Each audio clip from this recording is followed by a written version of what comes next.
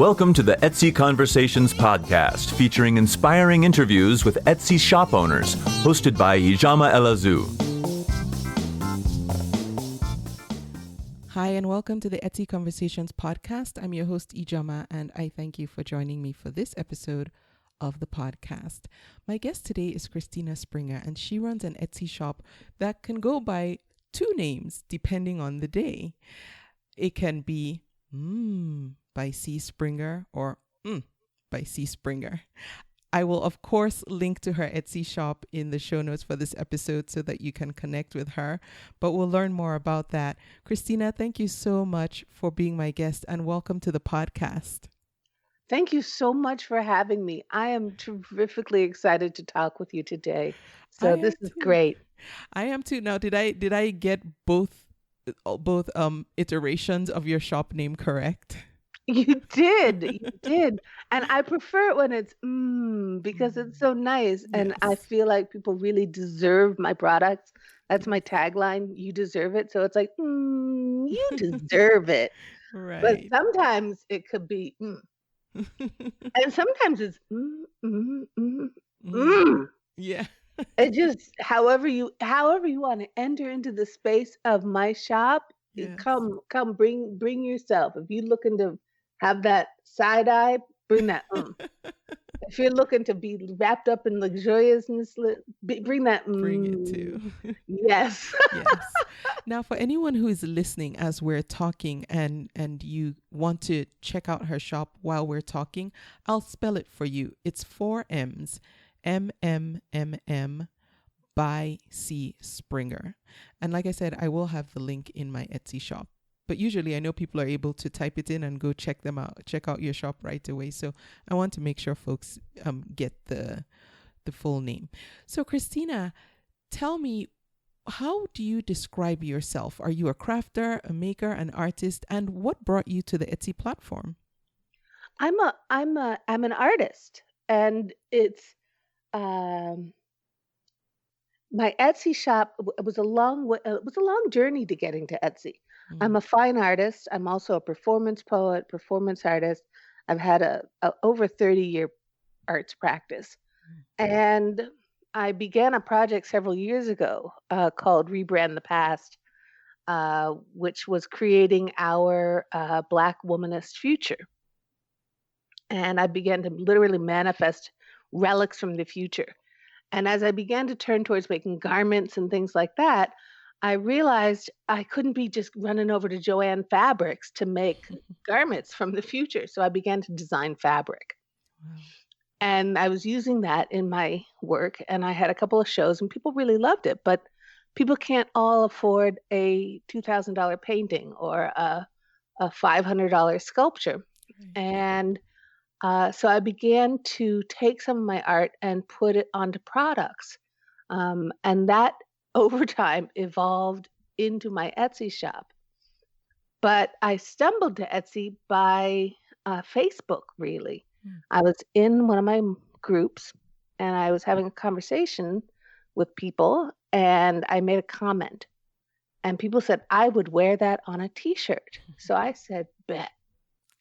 And I went, created an account with a printing service, and I doodled up a quick t-shirt, and I sold like 20 that night. And I said to myself, maybe I'm really banging my head against walls here. Maybe I can use my own art to make my art. Right. And so I began including things like my pillows and at my fine arts exhibitions, and people come into the gallery, and people felt embraced before, but with the addition of having a gift shop, in essence, people were more embraced because while they couldn't take home the fine art, if it wasn't in their budget, everybody could afford a piece of my art. And that really meshed with who I am as a person, as I worry a lot about access and entry points. And so my Etsy shop is a way of offering my art in an affordable way to people. I like that. I like that you're being very, what's the word? Um, Honoring of the different spaces and levels that people are at. Um, Acknowledging that not everyone can afford gallery style artwork, but then also making it accessible to those who, like you said, like nice things and want that kind of art, but in a way that's more affordable. And so I think one of the things that struck me about what you said was you thought you might have been banging your head on the wall when within you had the capability to create art that people wanted. Was there something about it seeming too easy that wasn't comfortable for you? What's interesting is I'm a rigorous self-critic, Mm-hmm. and uh, I try to live my life in a way in which I practice rigorous emotional honesty. Mm-hmm. And part of that is to acknowledge that I make mistakes and that I'm not perfect. And sometimes I go a little overboard and I devalue what I do. And um, yes, there was this component of that's too easy. Mm-hmm. Uh, it can't simply be this effortless. If it's this effortless, it must not have value. Yes. And so I wasn't, to be honest, I wasn't showing up for myself in the best ways because I was devaluing what was a perfectly valid skill. Skill. Right. Right. And I think it took a certain level for me of maturity to understand that it doesn't have to have struggle uh, Angst. and angst Right. in order for it to be valuable and legitimate. Yes. And that I think that translates to a lot of us and a lot of things, because I know I can relate to that too, sometimes feeling like when people say, you could charge people to, help them do this. And I think, no, it's so easy. I can do it. I feel like you said, because it's so easy, I don't see the value that other people would see. And, when you realize that there's still a hurdle to overcome by convincing yourself that it's worth something to someone, even if you can't yet see it. Right. Yeah. Now, Right. what was the process like figuring out what print on demand service to use, and even just learning how to, because one of the things you do is you create your own custom fabrics. So learning how to create the whole process of creating custom fabrics, in my head, my mind is blowing because I'm thinking, like you said, no, you go to Joann's to get fabric, or Michael's. You don't create your own patterns and put it on fabric and then make something from that. So what was that process like? How did you figure out what to do and how? Well, it's again serendipity. Mm. So much of my life is serendipity, and I have to credit, the divine for always putting me in the right place at the right Mm. time. Mm. Regardless of whether it's a good event or a bad event, it's always the right place and it's always the right time. Mm. And I was living in California at that point, and I had a wonderful friend who hosted her child's birthday at our house because we had a pool, so we had a pool party, Mm. and all of her child's gifts were wrapped in this incredible fabric. And I was like, "Where did you get this magnificent fabric?" And she said, "Well, why on Spoonflower?" And then she was walking around my studio one day and she was kind of riffling through a sketchbook. And she said, "You need to start putting your things on Spoonflower." Mm. And I did. And that's how I started with the fabric design, and then began sewing individual pieces for this other fine art project. Um, And it didn't occur to me until much later that that I could also take those same designs and put them onto garments that I didn't have to sew myself. Uh, and that was mind blowing for me because it was so a part of my mission that that I really want to normalize Black aesthetics, Mm. and I want to manifest diaspora designs, Mhm. and I want like everybody. You walk into a big convenience store. I don't know where you're at, so I'm hearing your voice, and I'm going to say, let's say Marks and Spencer, Okay. or you walk I do into like Marks and Spencer. Target, or you can walk into someplace, and you look around the shop, and you don't say to yourself, "Oh, that's a white towel and a white blanket and a white sheet set and a white hoodie and a white." You don't think that, and but it is.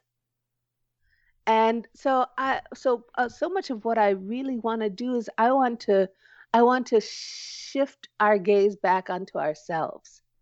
And so much of my fabric creation, so much of my textile design, so much of the patterns I put on the work I put out on my Etsy shop Mhm. come from a real desire to want to walk into a store one day and see myself reflected Mm. back Mhm. everywhere I turn my eye. Right. You know, I'll tell you this. I don't talk much about this on the podcast. I'm originally from Nigeria, which I think I have mentioned, but it's interesting the way you set that story up, because I was thinking back to growing up in Nigeria, and it was a very different experience because everywhere, everywhere, I turned, everywhere you look, you don't not see yourself. And I know That's what you right. mean about seeing yourself in society. But there it's different growing up, because everywhere the fabrics, the clothing, the pictures on the walls, the TV, it's us, by us, for us, because that's all we Exactly. knew. And yes, and coming to America, I think it was different from me because I realized I was coming into somebody else's country and I didn't expect to see myself. But what I didn't think about was the people who look like me, for whom this is their country as well, not seeing themselves. Does that make sense? It makes complete sense Yeah, yeah. because my family is from Barbados and Panama, and we Hmm. go back to see the relatives with frequency. Every time I put my feet down on that island, everything, every molecule in my body vibrates Mm. home, and there's nothing like being in a place where it is by us, for us, about us, and y'all Hmm. can come on and enjoy it too. Yeah, yeah. And that's wonderful. Please join us. Yes. But we're doing us here, and Right, we are expansive enough and generous enough to share us. right. And so and that informed a lot of who I am growing Hmm. up as a person in this country. Hmm. Of I know what it's like to be in those spaces, and I know how happy every part of my being is when I'm in those spaces. Yeah. And I would like to see what I can do to be part of making those spaces available in manners in which we don't have to leave the country. Mm. So for sure, I'm picking up that your Etsy shop and in fact your whole e-commerce business, because you're not just selling on Etsy, you also have your own website at christinaspringer.com, which I will also link to, and through that you sell on different platforms as well, in addition to your gallery work. But um your your business also seems to have a social consciousness component to it. Do you think that has helped to what's the word I'm looking for? Having a mission behind it other than just profit, because of course you don't go into business not to make a profit, but having a mission behind it has helped you grow in ways that you otherwise might not have if your primary goal was just income. Yes. For me, every business has a mission. And yes, many people are out here just to make a profit. But for me, my shop reflects who I am and how I am in the world. And I think many people who are just artists, most people don't wake up and say, I'm going to be an oil painter. I'm going to be an acrylic painter. Or we do, and yet everyone tells us that, no, you can't do that, and it's a hard life. And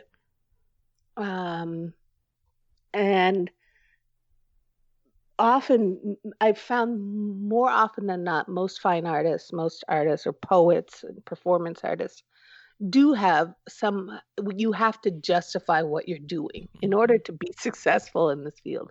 You need to write a grant application which explains the process behind why you want to do what you want to do. And for me as a Black artist, it's always been, and then 25 other layers of footnotes and documents about how important it is that I do what I want to do in this moment in time. And so, and most of my artist friends tend to be largely connected to the wider social justice movement. And I think that's a real legacy of who Black Americans are. The blues were an expression of who we were, but it was also how we survived.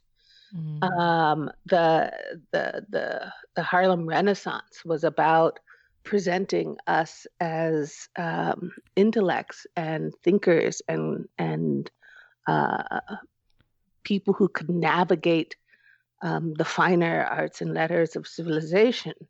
There were so many missions at play for artists, especially for Black artists, that I see that it's almost impossible to exist in this country as a Black artist without having some sort of connection to social justice. And so my work in my Etsy shop, there is a social justice theme, and it's because I do live in this incredibly warm and respectful, diverse community. And I thought everyone lived this way.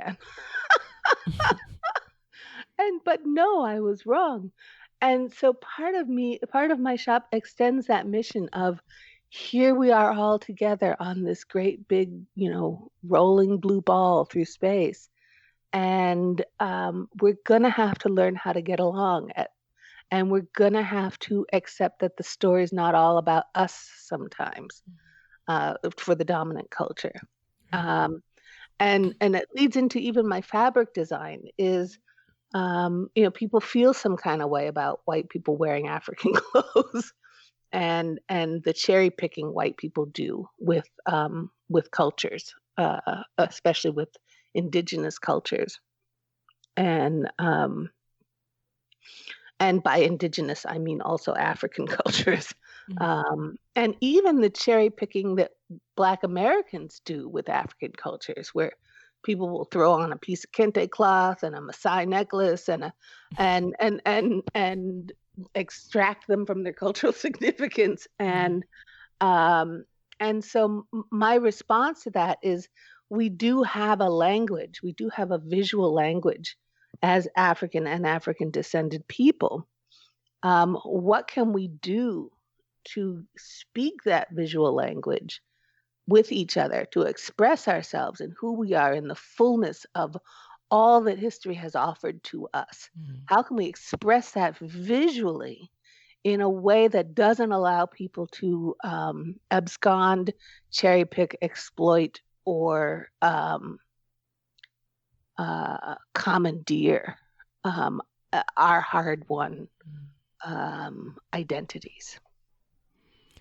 That's a Wow. mouthful. Sorry. Yeah, no, I'm taking it all in, and I appreciate the work you're doing because I know it's like a life project.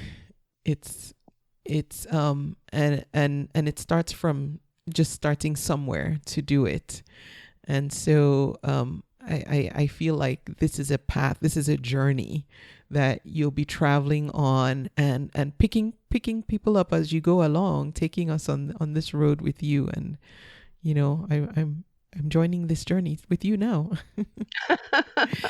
Going Thank back you. to how you opened your Etsy shop, you said you posted something on Facebook and somebody said they would wear that. How quickly were you able to turn that around? Like actually from the moment you realized somebody was willing to pay for it, actually get the design ready for sale? Oh, okay. So, I had been, because I had been doing my fabrics for a while, I'd sort of gotten the gist of what it means to set up online. Okay. And I've even though I'm older, I've been on the internet for a very long time. And my husband is a software engineer, so he has really made sure that I am Oh, up okay. to date on like what's new in the world of technology. Okay. That So helps. he'd been talking about print on demand for Mm, like years, and and I was like, well, that's really cute, baby. I don't see what you're talking about, but let me listen. And I kept, but I took all the information and I never knew how it applied to me right. until that one moment in time where I needed to access that information and I was ready to go. Mm, And I had shopped on Etsy before I set up my shop. I do tend to go towards, in my own life, I uh, I do not believe we can achieve a better world until we start to reduce how we consume. mm, And I really am looking forward to the return to High Street, you know, or Main Street. I do want to see small independent businesses mm, thriving. So I had seen my way around Etsy, mm. um, just out of the way in which I choose to live my life. Um, and so I'm a very conscious consumer. And so when it came to setting up an Etsy shop, it was for me, like you said, these skill sets that we think are like everyone knows, they Right. don't. It just kicked in for me. And in terms of the doodle, I had been playing with Illustrator and Photoshop for just as a toy, uh, except for when I was designing my fabrics. But Yeah. these were not serious ways I could express myself when I didn't have time to go into my studio and work. Mm, And so these toys I had been playing with um, gave me some level of um, ready. I was ready when the moment hit. I guess I have uh, when the moment hit, I was ready for it. So it was no big deal for me to make a comment on Facebook, mm, run over into Illustrator, whip up a quick line drawing, um, get the words on it, and um, launch my Etsy shop. And I had been looking at, um, I am fortunate that within the past couple of years, I've been able to work full time on my art. yeah. Uh, I received a grant a couple years ago for one of my larger projects, and that really kind of set me up to begin monetizing my work a little bit better and be more efficient with my art making.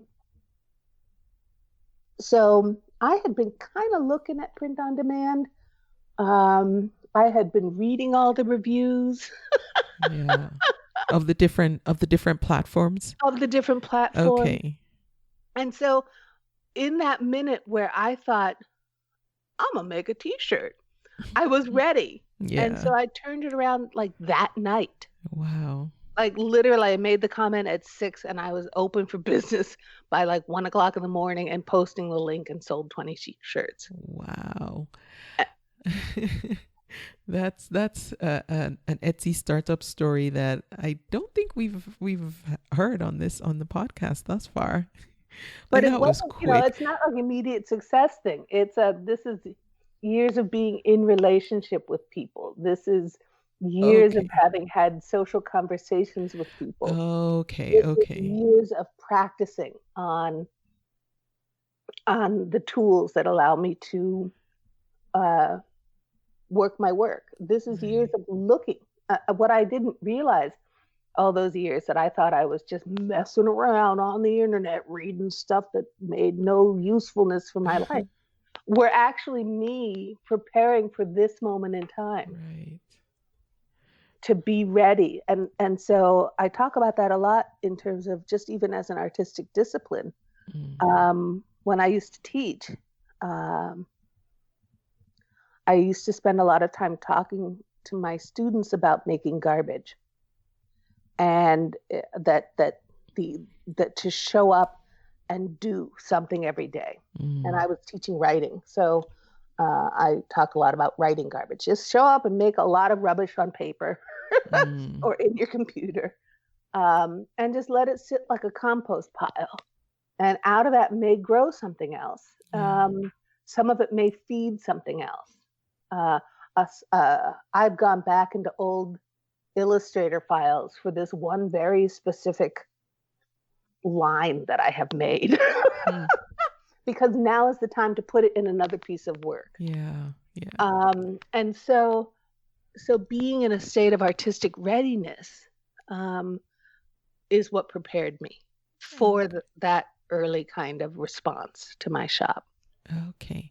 Thank you. And I think that helps too, because sometimes when we're in that preparation mode, whether or not we realize it, I think more often than not, we feel like we're just in a static state where nothing is happening. But it's nice to hear from someone like you who has actually seen how, the preparation phase does come around and kick in just, in due time, that, it's worth it to just keep, chipping away at whatever it is, you do. If it's writing, drawing, sewing, knitting, even the projects that, come out with 3 sleeves instead of 2. There's a reason eventually. There's a reason for it. And you learn from your mistakes. You learn from that. Yeah. And you also develop muscle memory, whether it's the brain as a muscle or your fingers as a muscle, your hands as a muscle. You develop the muscle memory to become better. Yeah.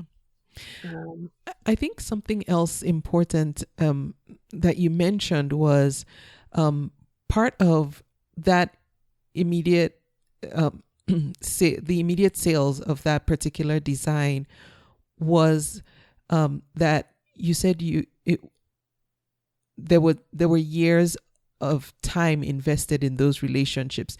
These were probably, it sounds to me like, not people who were 100% strangers to you, but people whom you'd been showing up with for a while. So they were familiar with you, they knew you already. And so it was an easier sell because there was already that, we hear this often, the know, like, and trust factor. Yes. Okay. And it was, and not people I know well. It was people in an online forum, an online women's forum. Okay. And And they were familiar with you just from being in that environment. Exactly. Okay. Because that harkens to what we hear people say about ways to use social media to connect with people. Everything you do on social media might not lead to an immediate revenue generating action, but the little increments that you put in on social media can eventually and lead to something that will generate revenue for you, because you're doing other things like you were making connections with people, just getting to be part of a community, get to know that community, get to be known by them, so that at just the right time, like in your case, when something like this comes on, there's less convincing you have to do. Yes, and that is part and parcel of why it is so important to return to a small localized economy, or even Etsy is a small localized economy to me, in that, yes, we're all in different geographic spaces, but this is our little marketplace. Mm-hmm. And people come to the market, and they should get to know their makers. Mm-hmm. I invite conversations when people have it. If there's I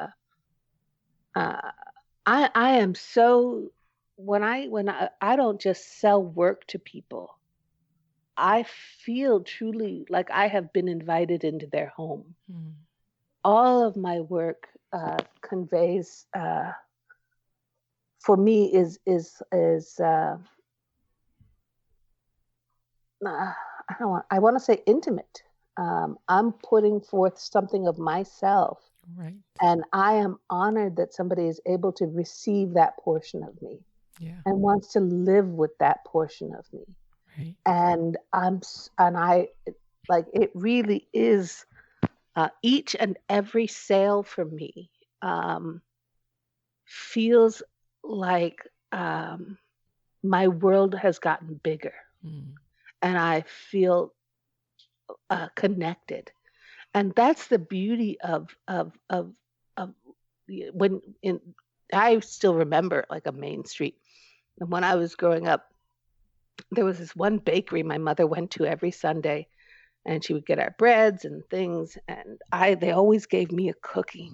And sometimes the ladies gave me an extra cookie. I loved those ladies because they looked at me, they knew I was a hungry child, because my mother always had me on a diet. And so they're like, we're gonna subvert the mom's diet. We're giving her 2 cookies. And and afterwards, even as a teenager, I was stopping at after school and get myself a little cake. And they would always give me an extra cookie, because they knew me. I was the little girl whose eyes must have gotten so big when they gave me that extra cookie, that they must have seen the gratitude radiate from me and surround them in a golden glow for that extra cookie. And we had a relationship, these ladies and I. Um, and that's the beauty of small businesses. We can enter into relationships where they didn't know much of anything about me, other than that extra cookie must have meant the whole entire world to me, and it gave them pleasure to give it to me. And that's how I feel about my shop. Is I want to feel connected to. I don't call them my customers. I call them my supporters, because we're out here supporting each other. I have a gift to offer them, and they are in turn reciprocating by accepting that gift, and gifting me back what I need in order to make more gifts to give to people. Yeah. One of the things you mentioned, sorry. 2 things I want to talk about. One is Spoonflower. For anyone who isn't familiar with Spoonflower, I'll have a link to it, but it's a site where you can create custom fabrics if you upload your designs. Is that right, essentially? That's correct. Yes. Yeah.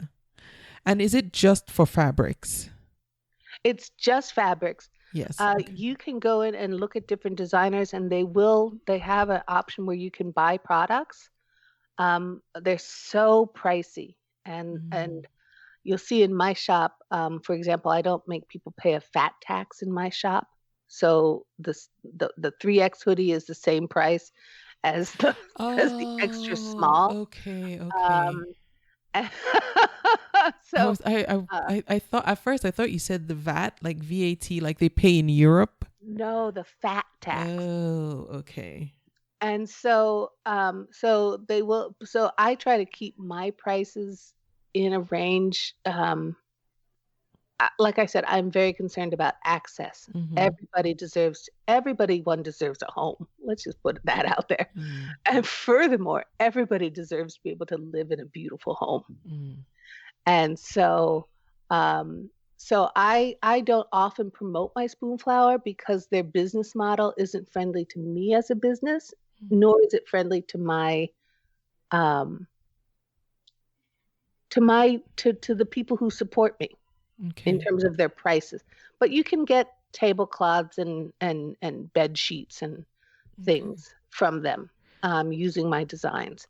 Um, the Spoonflower model, however, I love Spoonflower, and Spoonflower is incredibly valuable to me Mm. as an artist because, and as a business owner, is because just because it looks fabulous on your computer screen does not mean it's going to accept any old kind of fabric. Okay, so they have a vetting process. So you upload your design and then you print yourself a test swatch, Okay. and uh, and then you can buy it by the yard, but it's terrifically expensive by the yard. Mm. Um, so it made sense in the context of my fine art pieces, where I am I am like a lot of the pieces I did were it had some beading on it and have a lot of detail work on it, and I could charge the higher prices for it because it's in the context of a gallery show.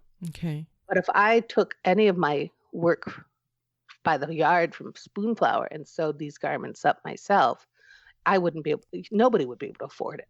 I Right. would have $160 throw pillows.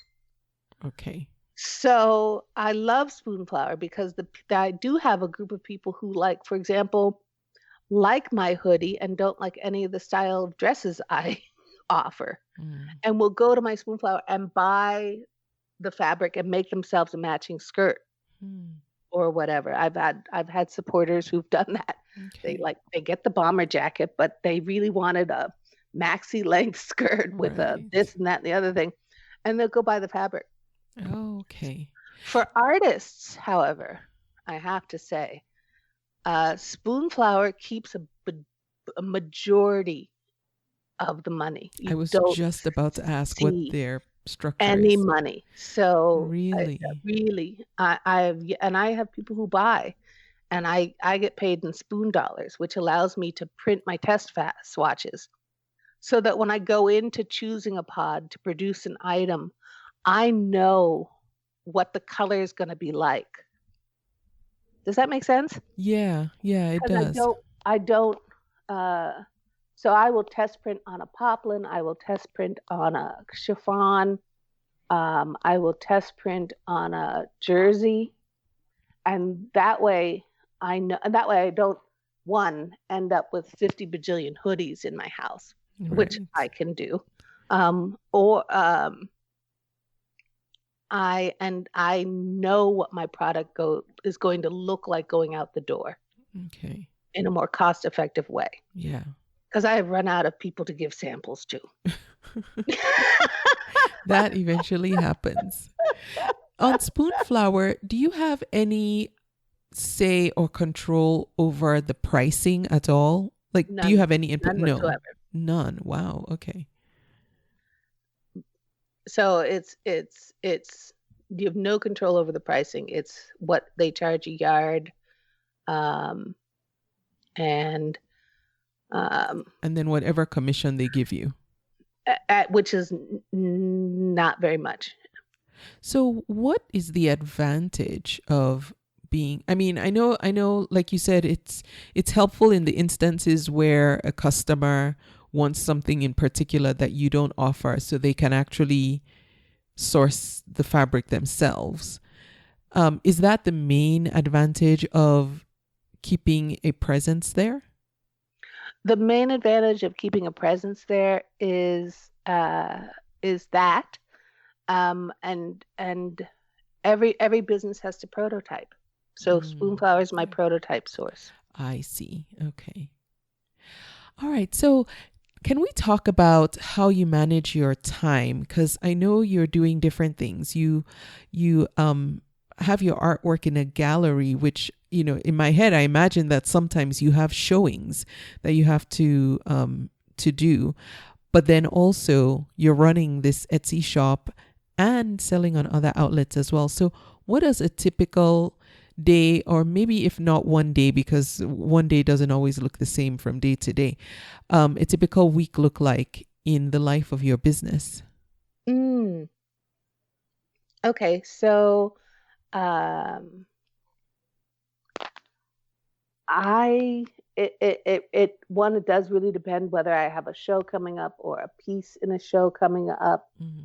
Um, I would say the first thing I do is morning time is my business time. Okay. So that's when I go in, I check for any orders. I respond to any emails. I do manage all of that stuff. And then with the holidays, that was crazy because of the mail system, and so the holidays actually took a lot of time and energy because I really do care about people's Christmases. The holidays, this year's holidays were so nerve-wracking for me because I care so deeply. Like, I really want them to, like, how people win the holidays, it's like they gave the best present. I wanted to be part of that for them. And I wanted everybody who supported me over the holidays to win the holidays. Yeah. We were going to win the holidays. So that was nerve-wracking. So I did a lot of customer communication of saying, okay, it looks like things are behind, every step of the way. But I know we're going to make it in time for the holidays, or maybe a few late. Here's some tips on how to manage that. So during busy times, the shop takes over. On any normal given days, once I'm done with the business of the day, I will tool around on social media and see what the news is and see what everybody's talking about. And that's my break, sort of my little break. And then in the afternoon, I will either spend some time in my studio, or I'll spend my physical studio, which is with my paints and all my things, because I do a lot of multimedia work. And I'll, maybe put a layer on a canvas, a layer of paint, because that's why paintings are expensive, or at least mine are, because they take multiple, very thin layers of paint. Okay. And so maybe I'll put a layer down, or I'll do a few items on a piece. I'm in the process of putting together a fabulous piece for an exhibition out in New Mexico. It's all going to be, it's an Afrofuturist exhibition. And anyway, it's a stunning company of about 35 artists. So I'm working little by little on that. And sometimes it's really just going in there and sitting and looking at it. And it brings me back to earlier when we're talking about preparing. Sometimes Alice Walker once said something like, a writer's job is to sit in a comfortable chair and stare out of the window for hours. And so there's a fair amount of that going on around here.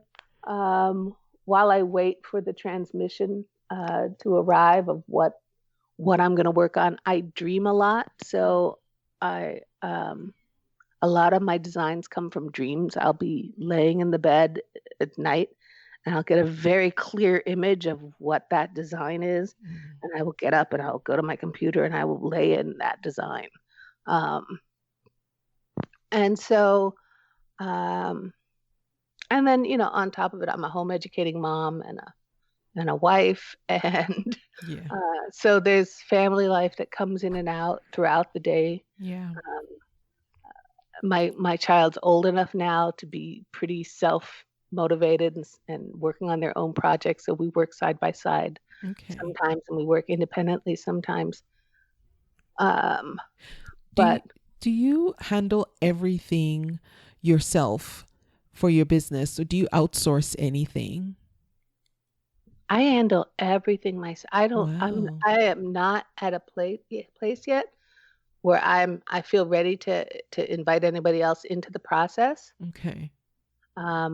So yeah, and so then I do all of the I do all of the PR on my work. I do all of the promoting of my own work. Mm. Um, Let's talk and about that a bit. Um, with respect to PR and promoting, I'll get to that. One thing you mentioned earlier in our conversation was that you received a grant for your artwork. Do you also do your own grant writing? yes, I do. Christina, you really are steering this whole big ship yourself. And a lot of my impetus for really honing in and focusing on my Etsy shop is, yes, I do have this wonderful, wonderful mission. Mm-hmm. And it is a mission that has occupied my Etsy shop is as much a part of my other fine art project as it's all interconnected. Yeah, sounds And like it. the mission is about how do we visualize a more humane, representative world. Mm. That, and I center Black women. I celebrate Black women. I'm for Black women. And I also remind you that Black always includes queer and also trans women are women. And I am, that's who I'm showing up for. But I'm also showing up because we bring added value to everybody else's lives. And so I'm here for everybody else to normalize our work. So I do this grant writing. My Etsy shop really kicked into high gear because sometimes the powers that be that have the money to give don't understand what I'm trying to do and what I'm trying to talk about. And so, some of my materials are very, very expensive. And so we're doing a lot of conversations right now in the Black community about food sovereignty, about self-sufficiency, about economic independence, and my Etsy shop is a method for me to be self-sustaining as an artist, so that I'm not largely dependent on agencies who do or don't like what I'm about. You're right. And I'm finally now getting to a point where I can be more self-sustaining and self-sufficient.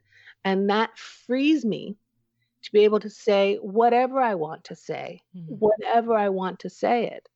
Because as long as my community, and those are the people who support my work, those are the people who show my work, those are the people who share my work with other people, all of us together are achieving this goal. Right. And nobody can stop us Yeah. from creating beauty and positivity and reflection and spirit in our homes and with us on the go. Nobody can stop us because we're doing it for ourselves. Yeah.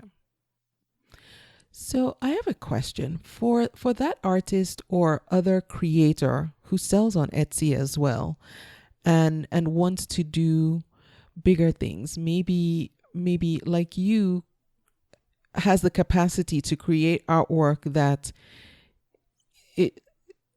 they also feel is outside the range of most people's or many people's ability to afford.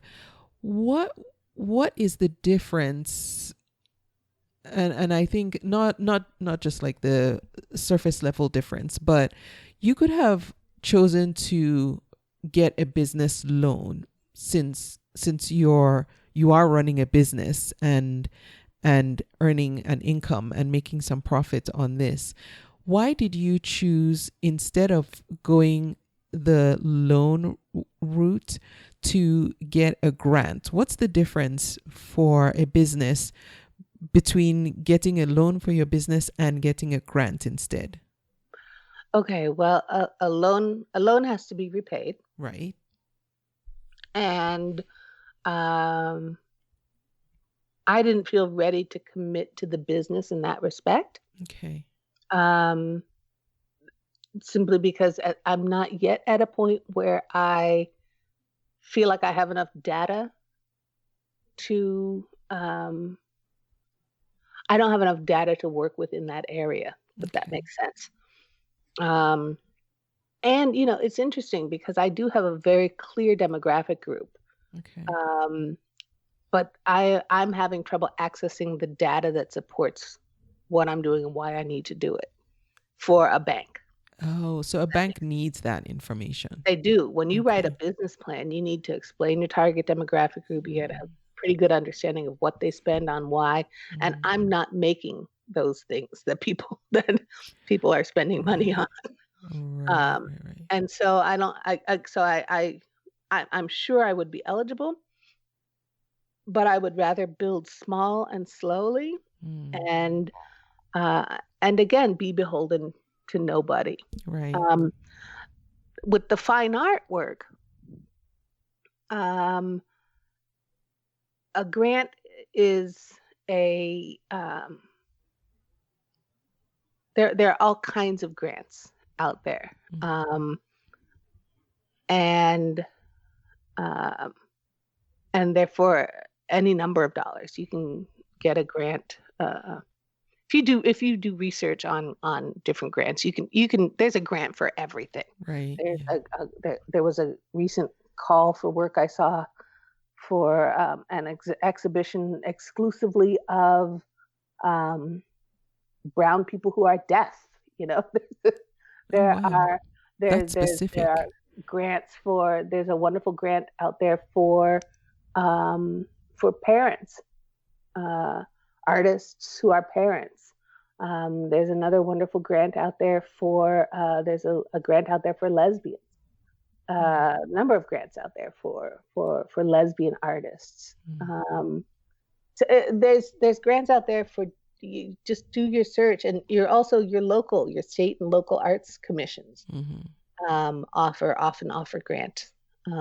I got a grant to go do a performance piece in India from my local Greater Pittsburgh Arts Council. Wow. Um, So made you it went affordable to for them. India? Hmm? So you went to India? I did. I went to India to do this Whoa. incredible performance art piece by a conceptual artist out of Seattle named Natasha Marin, and it was called The Midnight Tea. And it was a intense and wonderful. I call it. I describe it sort of like what happens when you have 12 artists show up at the same time in the same place, and give them an idea of what their role in the project is. And it's kind of like a great big artistic play date. Hmm. And we did it in Mumbai uh, over a 12-hour period, right? Each cycle was 3 hours. It was a Hmm. 12-hour long improvisational performance art piece. Yeah. Hmm. That happened in 4 different spaces in Mumbai. Wow. Yeah, it was pretty crazy. Wow. But So, I needed to bring my family, so I was going. That was covered, but I needed to bring okay. my family, so I wrote a grant for my support people to come with me, and we went to India. Wow. Where do you go to learn, or where can one go to learn about what grants are available? Is there a repository of like a website where someone goes to figure out these things, or, do we go and look in our local chamber of commerce? It used to be when I first started grant writing, I went to the library, and they used to have our local library used to have a foundation center. Okay. And there used to be a great big book of all the foundations.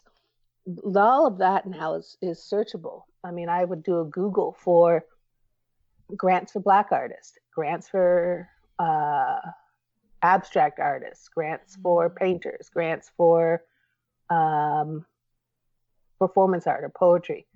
Okay. And that should bring up a list of potential foundations. Okay. But I would also see if you have a local arts council. I'm in Pittsburgh, Pennsylvania, and Pittsburgh has a long, illustrious granting foundation history.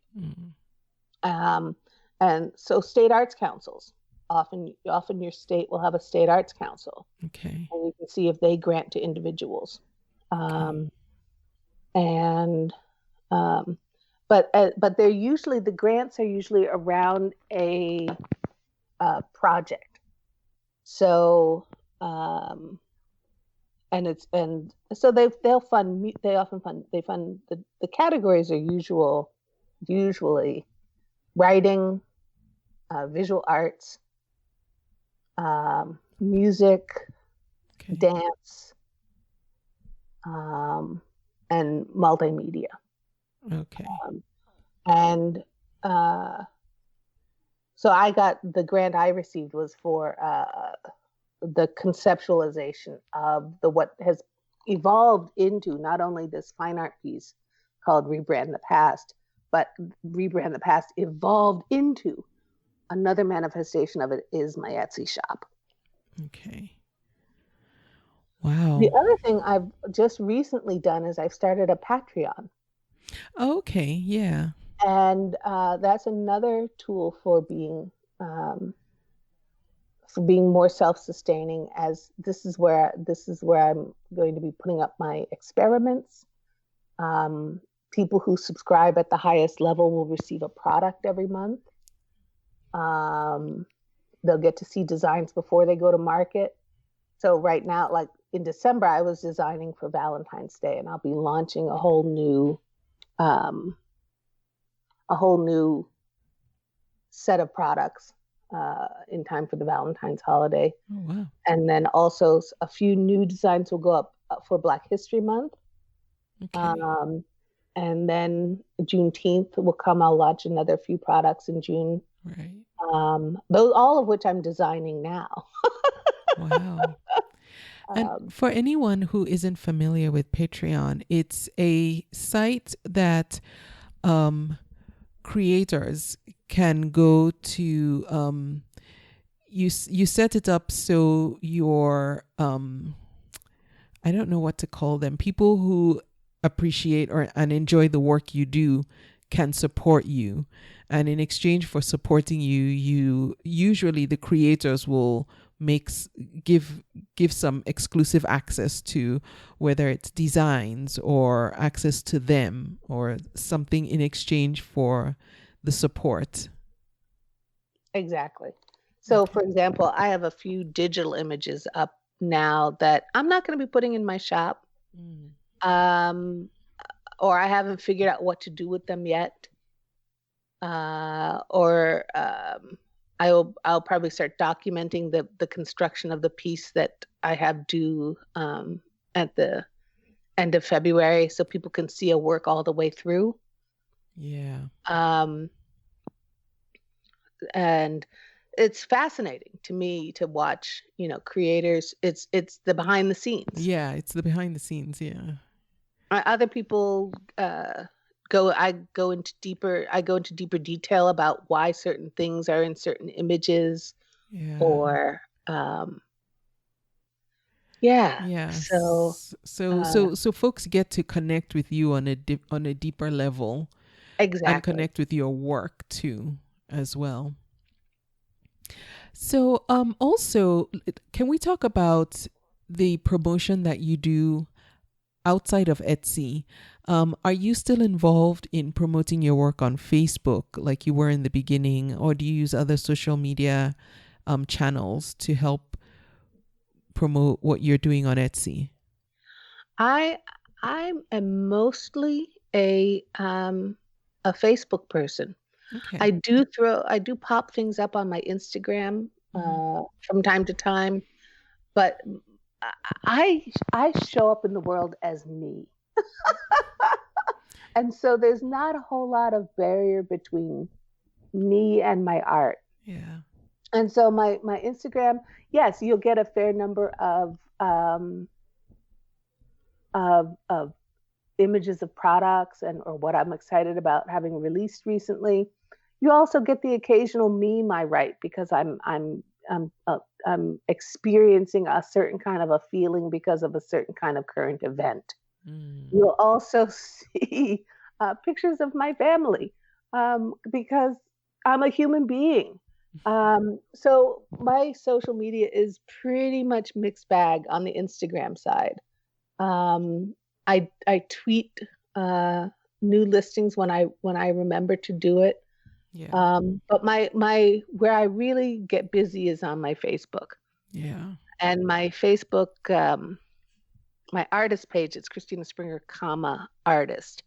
And you do see a lot more, but I'm doing less of that now because I realize that I'm giving away so much good stuff for free.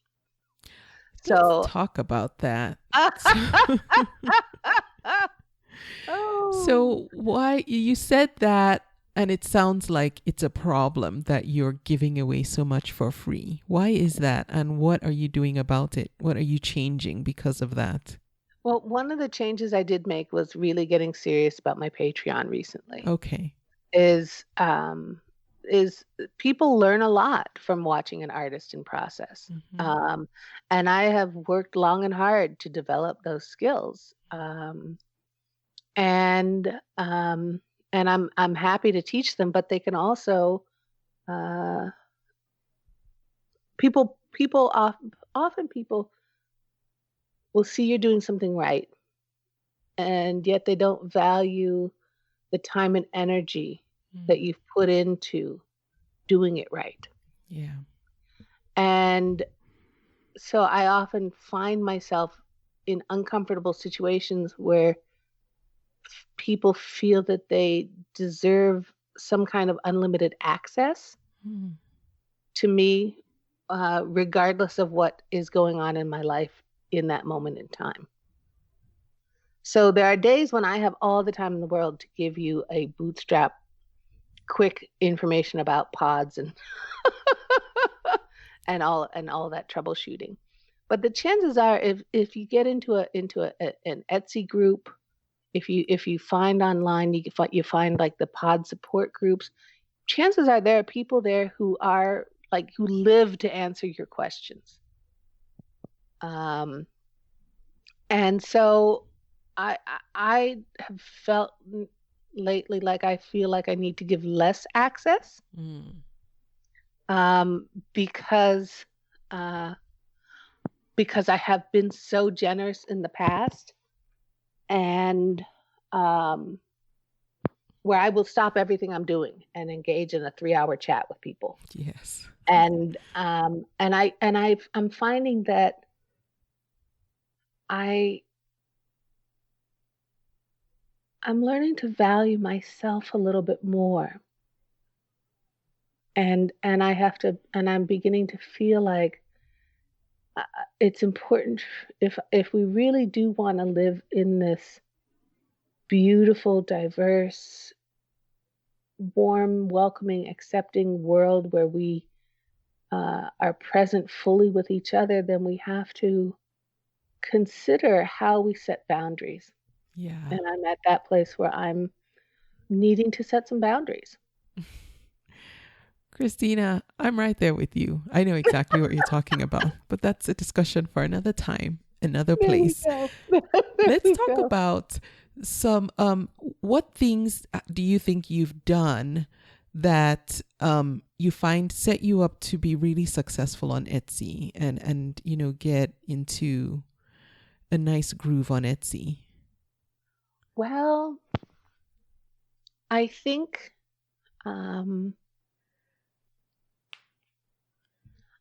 for me, going deep has helped me a lot. Mm. Um, Earlier in my early Etsy career, it was one or two or three things, and then it became about 50 things. We're now at like 420 things. Yeah. Um, and what I realized was that uh,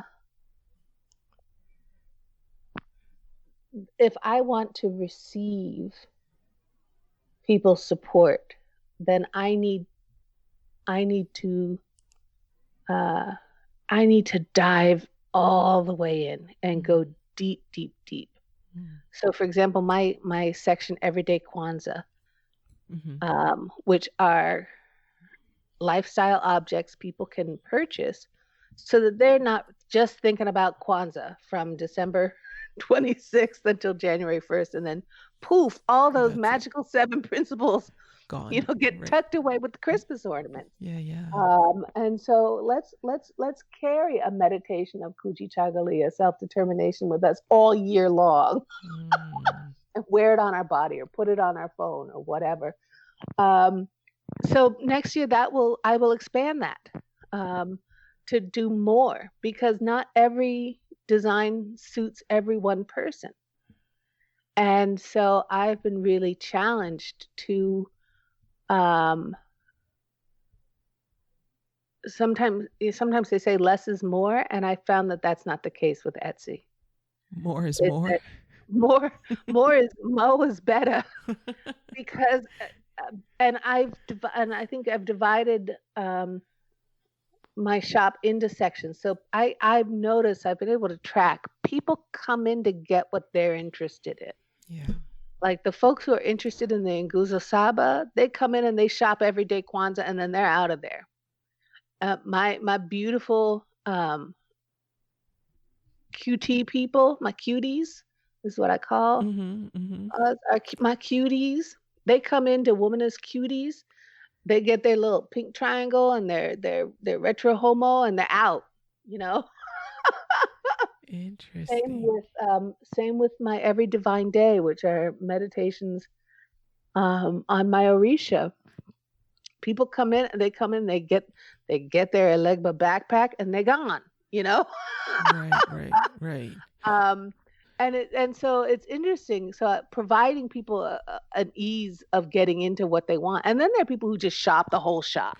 I was just about to ask that and say, so you found that it's better to have every, well, okay, within what you know, everything available that people want, so they can get in and get out, because most people don't actually stay around and surf and end up buying things, making impulse buys, like, oh, well, these are some hand towels. I didn't come looking for hand towels, but I will take some. You found that that's not so much the case. I found that's not so much the case. Yeah. Okay. And I found that I put some weird tags on things, and I think it's the weird tags that get people in. It get people in to get to the item that they want. And that must be and because how they're to very get. targeted, you think? Absolutely. Yeah. Because not everybody is going to be looking for Ibu Agana hand towels. But if that's what I'm looking for and that's what I land on, that's what I'm getting. Or if people are even looking for that aspect of Yemaya, you know, Yeah. if they're looking for Yemaya, they will find me. They will. Right. Yeah. Yep. I like that. And then and in that community that I'm connected to, I see it all the time in community, is people come flaunting their stuffs, Yes. They will show up, Yes. with something that corresponds with who has their head. And so right. And can I underscore something, because on the podcast, I've talked about how, in the past, especially for artists, rather than naming your work using the title of your work that you would give it. So let's say you do a painting and it's Sunset at Dusk or whatever. Rather than using that as the title, even though that's what you've titled your art piece, most people aren't going to be looking for the name you gave it in your head. They're going to be looking for, painting of sunset or something like that. The difference with what you're doing is you're creating products around a community that recognizes certain terms and words and phrases, and they look for those. And that's why it works for you, because there's a community that you're creating for who will be looking for those things. And so you can use those very specific names that might not make any sense to someone who doesn't know, but to that buyer who knows and is looking, they're going to find you. So that's the difference I just want to point out for anyone who might be confused as to, well, why, can she use those names that are so specific and still be found and I can't? Does that make sense, Christina? Yes, yeah. Because a lot of things are for me in that section of my shop are coded language. Yes. And in order to know that that's available, you have to know you have to speak the language. The lingo, to know. Exactly. Yeah, difference.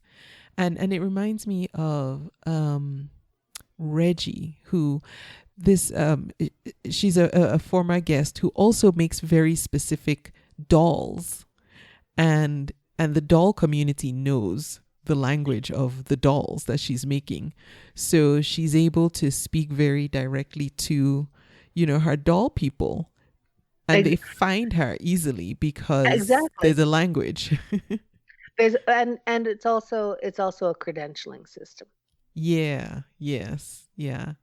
And so if you're listening to this conversation and you're kind of floundering and you haven't yet found your niche, perhaps think about a community or a certain group of people that you want to serve that has their own language, if you will, that has their own very specific things that are unique to them. I'll use something, maybe more commonplace. Talk about American Girl dolls. Anybody who is into American Girl dolls knows, all the dolls have their names and, their pets have their names, etc. So if you sew clothes for a particular American Girl doll, and someone is looking for, dresses for her and dresses for her dog and, the cover, etc., they speak a language. And if you know that language, they'll find you because you're speaking their language. Hopefully that helps too. Yeah, and I think also it's a way of being authentic with your supporters, letting them know that they can count on you, that they can trust you, that they know that you know what you're doing. Yes. And I also, for people who are beginning or floundering around trying to figure out, is for me, when I show up in the world every day, I ask myself, what can make my world better? What can make my life better? And what's missing? What can I do to fix that? What small thing can I do to fix that? So as an Etsy shop owner, what's missing in your world? What do you need? Because everything in my shop comes from a place of deep longing and deep need for me, myself. I created those blankets because I want those blankets in my house, not because I think they're going to sell. Right. And I think it is that honesty, and I come back to that rigorous honesty. People know when you're being honest as an artist. And people know when you're trying to avoid. Yeah. Or trying to just get your hustle on. Yep. Yeah. And so really entering into to the depth of yourself can be so helpful. And then you'll know what to tag your stuff. Yes. Because you're tagging it for you to go find you. And we are not all we are each of us individual and unique, but we also have so many different intersections, and we do connect. We are not alone. Anytime we're experiencing something, good, bad, indifferent, know that there are at least 25 other people out in the world who are experiencing that. It's the same thing. Yeah. And if you can find them, even better, because then you And can if you can connect. find it, I know. Yes. Right? Well, it was interesting. I went to a conference recently, and I'd never thought to offer a workshop. I came home, I looked at my husband, and I said, I could have done that workshop. And he said, well, why didn't you? And I said, it never occurred to me to teach people how to breathe. Mm. So don't discount what you think is as autonomic as breathing. Yeah. Because for other people, it is a profound revelation. Yes. Yeah, I do agree. And I like to ask for advice, but thank you for answering the question before I could even ask. I love how you just transitioned into that, because that was what I was going to ask you to offer up next. Are there any resources or tools that you find particularly helpful in running your business? I know we talked about Spoonflower and Patreon. Anything else that you find helpful in just the day-to-day running of your business, staying organized, staying educated, anything? I have to, the Google products are my best friend, I love the Google Suite. and they make my life so much easier. Mm-hmm. And when you're doing multiple variations on a theme, so for example, in my shop, people can get a Kuji Chagalia hoodie and socks and a gator and, all of that. But it is a pain in the neck to write that description of what is this over and over again. So I keep a spreadsheet of my product descriptions. I keep a spreadsheet of so I can go in when I'm creating. I write up what this is about, and where it came from, because I think your story is so important in your product descriptions. And they all share a same origin story, even though they're all different products. So I document the origin story so that I make it easier. So that's one thing. For people who are working graphically, take your graphics program seriously. I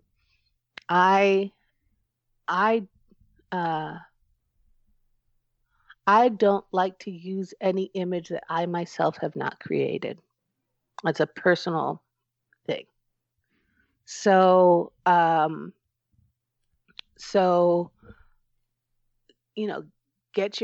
spend time with the Photoshop and the Illustrator tutorials, even just for marketing purposes.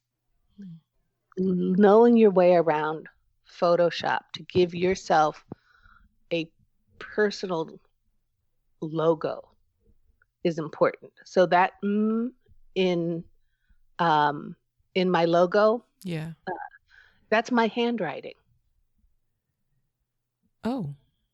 So I went online and I found a font generator, and I've generated a font of my own personal handwriting. Oh, okay. And that's what I use to sign my pieces, the pieces that are signed on my work, because it's my handwriting.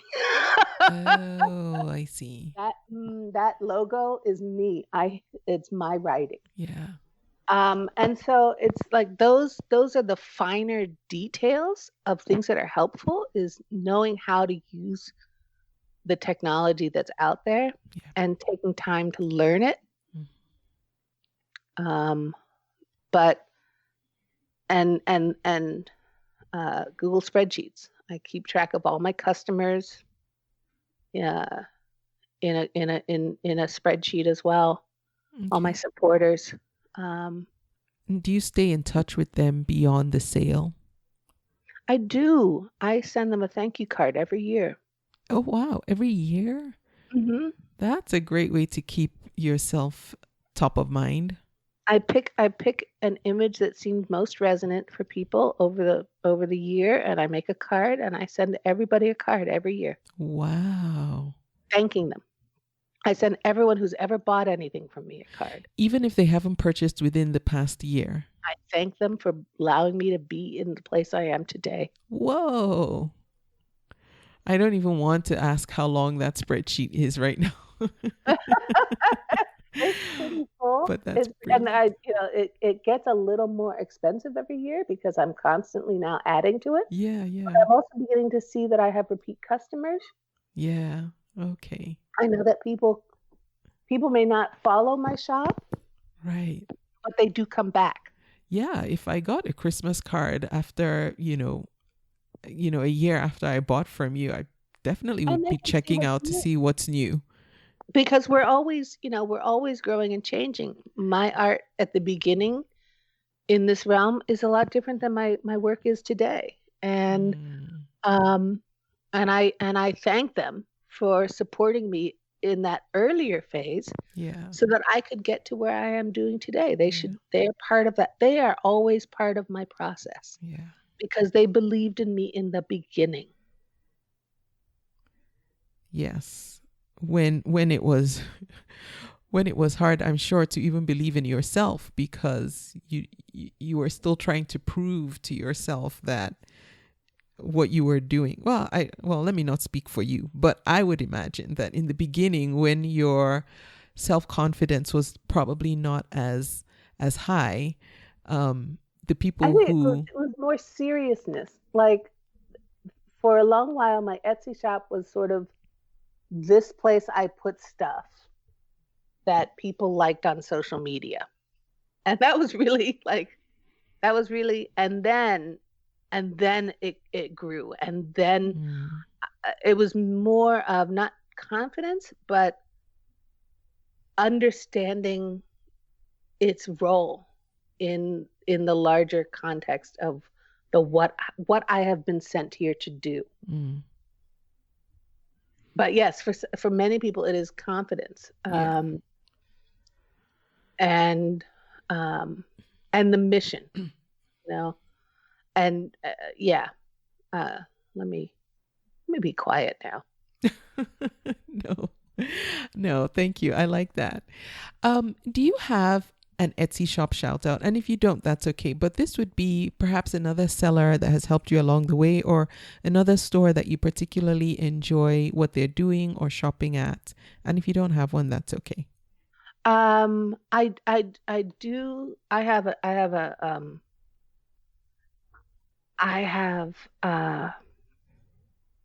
I really there's an artist out there who shows every now and then, um, puts work up who I adore very much, and she's so very humble and so very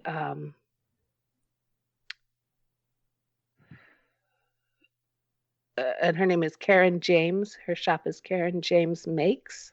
Is it Karen with a C or a K? Karen Okay. James. Okay. James Makes. Okay. Great. And then the other one I really wanted to shout out to was I've got two more. Oh, please go for it. Yes. Um, the art of Robert Trujillo. And he's based in Oakland, California. I met him through the Black Etsy shop team. Okay. Is his And shop called The Art of it's Robert? called Art of Robert Trujillo. Okay. Great. And he's out here just doing the most beautiful multicultural Mm-hmm. literacy based drawings. He has a phenomenal children's book. Two, no, more. He's got three phenomenal children's books. Mm, Great guy, just wonderful human being. mm, Um, and I really I love what he's doing for the community. mm. Uh, his work is resonant. Um, Nice. and and then the last one that I just discovered on a fluke was over the holidays, I discovered this shop called Urban Cherubim, Cherubim. Okay. And she's just new starting out. And they're these beautiful paper cut holiday decorations it's like you could bring the whole Harlem Renaissance to your Christmas tree. Oh, It's just wow. they're just like these little people, and they're dancing, and they're black, and they're beautiful, and they're connected, and they're affordable. I just can't wait I really can't wait to see what this maker does. This is a new, looks like just starting out, um, person, and I'm excited. Oh, great. What's her name? Do you know her name? It's Tara Turner, Tara Turner. Okay. Terra Turner. Terra Turner. And they're Okay. all handmade, cut out. They're almost like, Wow. it's almost like putting Romare beards in on your Christmas tree. It's that's like the best way I can describe it. Okay. All right. So I will definitely link to all three of these Etsy shops so folks can go and check them out and see what they're doing, and let them know Christina sent you if you end up connecting with them or buying from them. Christina, what's the best way folks can stay in touch with you or connect with you if they would like to get in touch? Um, I am always grateful to hear from people through my Yes. Etsy shop. They can always message me through Etsy. Okay. Um, they can always come find me on Patreon. Okay. And that's patreon.com/Christina Springer. Okay. They can go ahead and follow my artist page on Facebook, which is Christina Springer, artist. And I respond to messages from there as well. Okay. All right. So I will have links to all these places where you can connect with Christina, her Etsy shop, Patreon, and Facebook.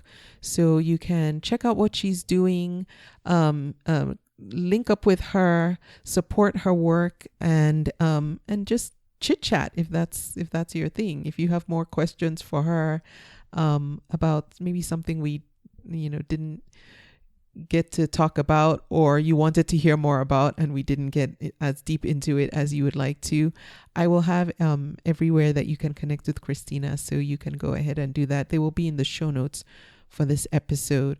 Christina, thank you so much for this conversation. Thank you for being my guest on the podcast.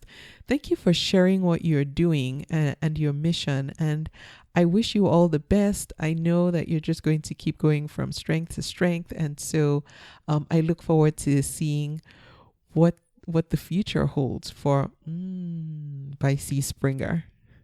Thank you so much. I really appreciate what you're doing on behalf of all of us who are out here, creating a better economy, an economy that honors the people in our communities. And I thank you so much for doing this labor. It's an important labor, and I'm so grateful to have been the recipient of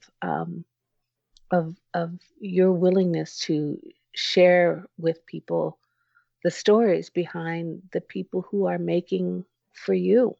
Oh, thank you. It's my pleasure. I really do enjoy doing this. So it always makes me happy to know that other people actually enjoy it too and appreciate it. And I thank you for listening to the podcast. I will be back with another episode next week. If you would like to connect with me, you can go to convome.com. If you want to reach out to me, there's a contact form there. You can also connect with me on Instagram at Etsy Conversations.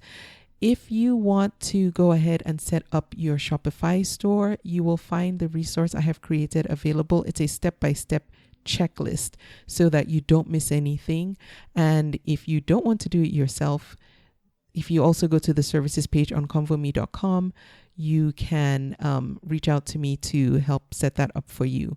Thanks again for listening. I will be back with another episode next week. Thank you for listening.